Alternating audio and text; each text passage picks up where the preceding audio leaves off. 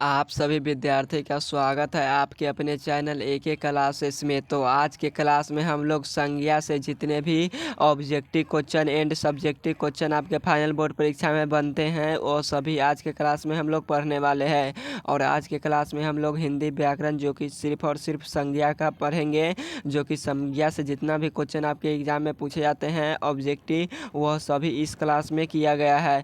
तो आप सभी विद्यार्थी यह क्लास कर लेते हैं तो आपसे संज्ञा से जितना भी ऑब्जेक्टिव क्वेश्चन आपके फाइनल बोर्ड परीक्षा 2025 में पूछे जाएंगे वो सभी इसी क्वेश्चन इसी क्लास से आएगा। तो आप सभी विद्यार्थी बारीकी तरीके से संज्ञा चैप्टर को जरूर पढ़ लीजिए क्योंकि इम्पोर्टेंट है आपके फाइनल बोर्ड परीक्षा में से। संज्ञा से 2 से 3 ऑब्जेक्टिव क्वेश्चन आपके फाइनल बोर्ड परीक्षा में पूछे जाते हैं, तो आप सभी विद्यार्थी जरूर पढ़ लीजिएगा। तो चलिए आज का क्लास स्टार्ट करते हैं। और उससे पहले आप सभी विद्यार्थी का एक छोटा सा रिक्वेस्ट है कि आप सभी विद्यार्थी अगर चैनल पर नए आए हैं तो चैनल को सब्सक्राइब कर लीजिए और वीडियो को लाइक करके अपने दोस्तों के पास ज़रूर इस वीडियो को शेयर कीजिएगा ताकि आपके दोस्त भी एक एक क्लासेस के साथ जुड़कर फाइनल बोर्ड परीक्षा की बेहतर तैयारी कर पाए और उनका भी तैयारी हो पाए। तो चलिए आज का क्लास स्टार्ट करते हैं। फर्स्ट नंबर क्वेश्चन है संज्ञा किसे कहते हैं। हमें पूछा गया है संज्ञा किसे कहते हैं, तो पहले सब्जेक्टिव क्वेश्चन पढ़ेंगे फिर बाद में ऑब्जेक्टिव क्वेश्चन पढ़ेंगे।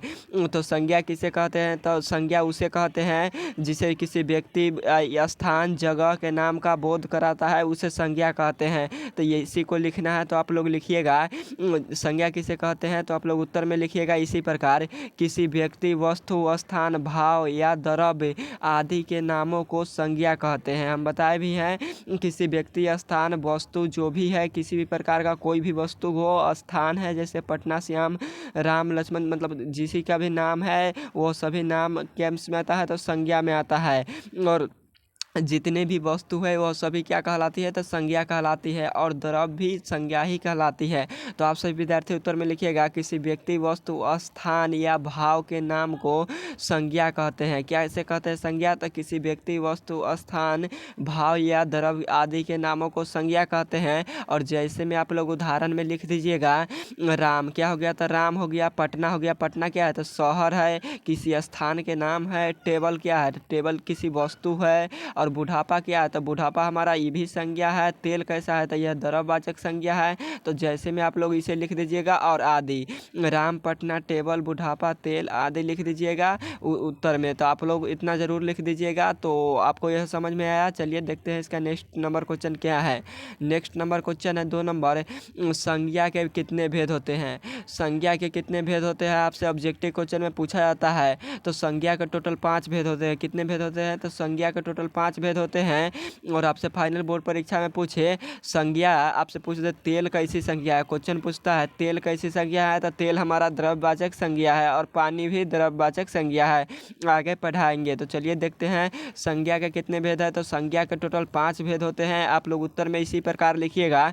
और फर्स्ट में लिखिएगा व्यक्तिवाचक संज्ञा। कौन सी संज्ञा, तो फर्स्ट में है व्यक्तिवाचक संज्ञा। और दूसरा में लिखिएगा जातिवाचक संज्ञा। कौन सा, तो दूसरा में लिखिएगा जातिवाचक संज्ञा। और तीसरा में लिख दीजिएगा आप लोग भाववाचक संज्ञा। क्या, भाववाचक संज्ञा लिखिएगा। और आप लोग चौथा में लिखिएगा द्रव्यवाचक संज्ञा। क्या लिखिएगा, तो चौथा लाइन में लिखिएगा द्रव्यवाचक संज्ञा। और 5वें लाइन में लिखिएगा समूहवाचक संज्ञा। क्या लिखेगा, तो समूहवाचक संज्ञा लिखेगा। व्यक्तिवाचक आपको हम बता देते हैं। व्यक्तिवाचक संज्ञा क्या होता है, जिससे किसी व्यक्ति का बोध हो, जिससे किसी व्यक्ति के नाम का बोध हो। हम बोल देंगे राम, क्या हम बोल देंगे राम, तो राम यह कौन सी संज्ञा है, तो राम हमारा व्यक्तिवाचक संज्ञा है। कौन सी संज्ञा है, तो व्यक्तिवाचक संज्ञा है। और व्यक्तिवाचक संज्ञा किसे कहते हैं, वैसी संज्ञा जिससे किसी व्यक्ति का बोध हो, यानी खास व्यक्ति का बोध के नाम का बोध हो उसे व्यक्तिवाचक संज्ञा कहते हैं। तो हम बोल देंगे गंगा नदी, तो गंगा नदी की किसी नदी का नाम है तो वो भी कैसी संज्ञा है, तो वो भी हमारा व्यक्तिवाचक संज्ञा है। अगर हम बोलेंगे सिर्फ नदी, तो नदी से पूरा जाति भर का यानी अनेक नदी का बोध हो जाता है। जितना भी नदी है वो सभी का बोध हो जाता है। तो उसलिए नदी किसी संज्ञा होगी, तो नदी हमारा जातिवाचक संज्ञा होगी। और भाववाचक संज्ञा क्या होता है, तो वैसी संज्ञा जिससे भाव का बोध होता है उसे भाववाचक संज्ञा कहते हैं। जैसे लड़का गोरा है, गाय काली है, बुढ़ापा है, यह सब कैसा संज्ञा है, तो सब भाव का दर्शाता है। और भाव क्या होता है, तो भाववाचक संज्ञा होता है, तो यही होता है। और पानी और तेल यह कैसी संज्ञा है, यानी वाटर, तो यह द्रववाचक संज्ञा है क्योंकि यह द्रव का है। और समूहवाचक कैसी संज्ञा होती है, तो वैसी संज्ञा जिससे खास स्वयं के समूह का बोध हो उसे समूहवाचक संज्ञा कहते हैं। जैसे यह वह सभी क्या है, तो समूहवाचक संज्ञा है। तो यह आपको समझ में आया। चलिए देखते हैं इसका डेफिनेशन।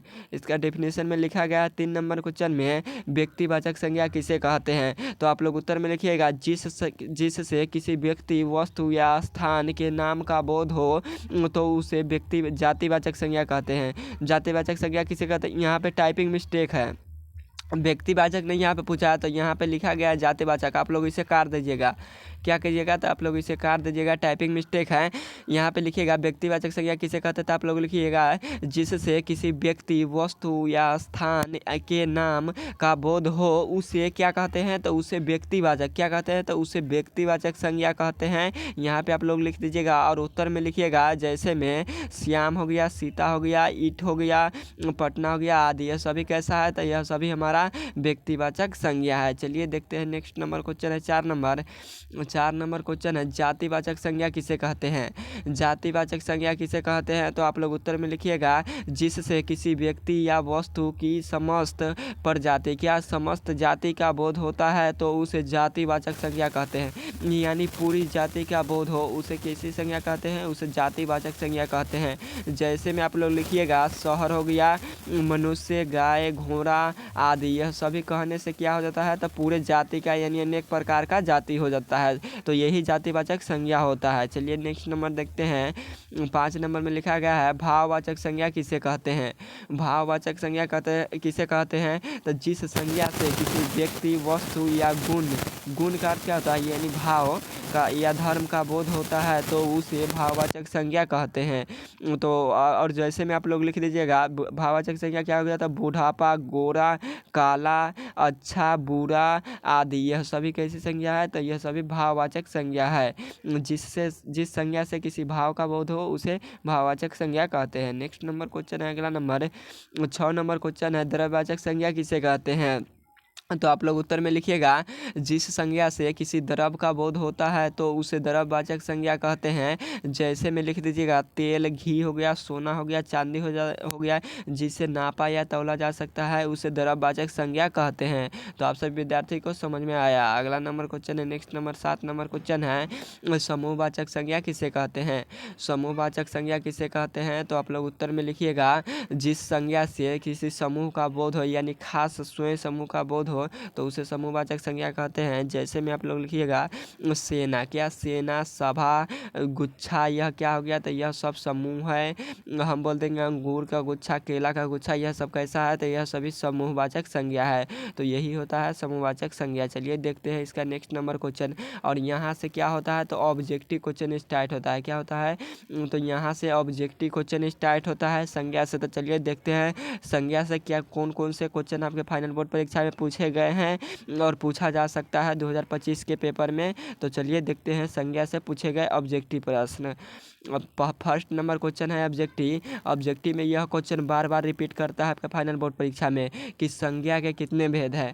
क्वेश्चन पूछता है तो संज्ञा के कितने भेद है, तो संज्ञा के टोटल 5 भेद है। 1 का राइट आंसर सी होगा। क्या होगा, तो 1 का राइट आंसर सी होगा। अगला नंबर क्वेश्चन है, नेक्स्ट नंबर क्वेश्चन है, द्रव्यवाचक संज्ञा का उदाहरण है। द्रव्यवाचक संज्ञा का उदाहरण कौन है, तो तेल, पानी कैसा है, तो यह द्रव है। सोना चांदी भी द्रव है। 2 का राइट आंसर बी होगा, तेल। अगला नंबर क्वेश्चन है, नेक्स्ट नंबर क्वेश्चन है 3 नंबर, इन जातिवाचक संज्ञा के उदाहरण नहीं है।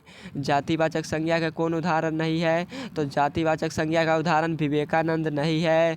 3 का राइट आंसर डी होगा, विवेकानंद। क्यों होगा विवेकानंद, क्योंकि विवेकानंद किसी व्यक्ति का नाम है, इसलिए यह व्यक्तिवाचक संज्ञा होगा। तो आप सभी विद्यार्थी इन्हें याद रखिए। अगला नंबर क्वेश्चन है, नेक्स्ट नंबर 4 नंबर क्वेश्चन है, निम्नलिखित में से कौन सी संज्ञा के भेद है।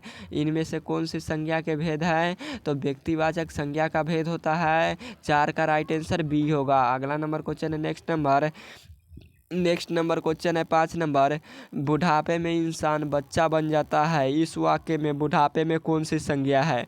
हमसे क्वेश्चन में पूछा है बुढ़ापे में इंसान बिल्कुल बच्चा बन जाता है। इस वाक्य में बच्चा में कौन सा मतलब बच्चा या बुढ़ापे में कौन सी संज्ञा है? तो भाववाचक संज्ञा है। 5 का राइट आंसर सी होगा, भाववाचक। अगला नंबर क्वेश्चन है, नेक्स्ट नंबर क्वेश्चन है 6 नंबर। आजकल भारतीय पहनावे बदल गए हैं। इस वाक्य में पहनावे में कौन सी संज्ञा है? हमसे पूछा है आजकल भारतीय पहनावे बदल गए हैं। इस वाक्य में पहनावे में कौन सी संज्ञा है? तो पहनावे में भाववाचक संज्ञा है। कौन सी संज्ञा है? तो भाववाचक संज्ञा है। 6 का राइट आंसर सी होगा। अगला नंबर क्वेश्चन है, नेक्स्ट नंबर 7 नंबर क्वेश्चन है। मित्र शब्द के भाववाचक संज्ञा रूप है। मित्र शब्द के भाववाचक संज्ञा रूप क्या है? तो मित्रता है। 7 का राइट आंसर सी होगा, मित्रता। अगला नंबर क्वेश्चन है, नेक्स्ट नंबर 8 नंबर क्वेश्चन है। हिमालय कौन सी संज्ञा है? हिमालय कौन सी संज्ञा है? तो हिमालय हमारा किसी पर्वत का नाम है, तो इसलिए यह कैसा संज्ञा होगा? तो यह व्यक्तिवाचक संज्ञा होगा। 8 का राइट आंसर बी होगा। अगला नंबर क्वेश्चन है 9 नंबर। हरियाली कौन सी संज्ञा है? हरियाली कौन सी संज्ञा है? तो हरियाली, उजली, पीली, काली, यह सब कैसी है? तो यह सभी भाववाचक संज्ञा है। 9 का राइट आंसर बी होगा, भाववाचक संज्ञा है। अगला नंबर क्वेश्चन है, नेक्स्ट नंबर 10 नंबर।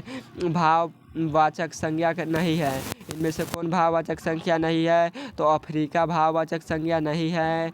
10 का राइट आंसर ए होगा, अफ्रीका। अगला नंबर क्वेश्चन है 11 नंबर। सेना शब्द है। सेना शब्द कैसा है? तो सेना समूहवाचक संज्ञा है। 11 का राइट आंसर सी होगा। अगला नंबर क्वेश्चन है, सूर्य है एक।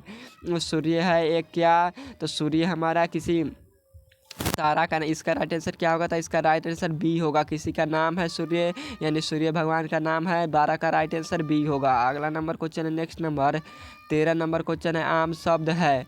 आम शब्द है तो आम का पूरे जाति है। 13 का राइट आंसर ए होगा, जातिवाचक संज्ञा है। अगला नंबर क्वेश्चन है 14 नंबर। किसी व्यक्ति, वस्तु, स्थान, भाव आदि के नामों को बोध कर अता करने वाला शब्द को क्या कहते हैं? तो उन्हें क्या कहते हैं? तो उन्हें संज्ञा कहते हैं। क्या कहते हैं? तो संज्ञा कहते हैं। अगला नंबर क्वेश्चन है, नेक्स्ट नंबर। तुलसीदास कौन सी संज्ञा है? तो तुलसीदास किसी कवि का नाम है, इसलिए यह व्यक्तिवाचक संज्ञा है। अगला नंबर क्वेश्चन है, नेक्स्ट नंबर। जातिवाचक संज्ञा है। जातिवाचक संज्ञा कौन है? तो जातिवाचक संज्ञा नदी है। 16 का राइट आंसर ए होगा, नदी है। अगला नंबर क्वेश्चन है, नेक्स्ट नंबर। स्थिर कौन सी संज्ञा है? स्थिर कौन सी संज्ञा है? तो स्थिर हमारा कौन सी संज्ञा है? तो इसका राइट आंसर देख लेते हैं। इसका राइट आंसर सी होगा। स्थिर हमारा कैसा है? तो भाववाचक संज्ञा है। तो आप लोग इन्हें याद रखिए। अगला नंबर क्वेश्चन है, नेक्स्ट नंबर। घी कौन सी संज्ञा है?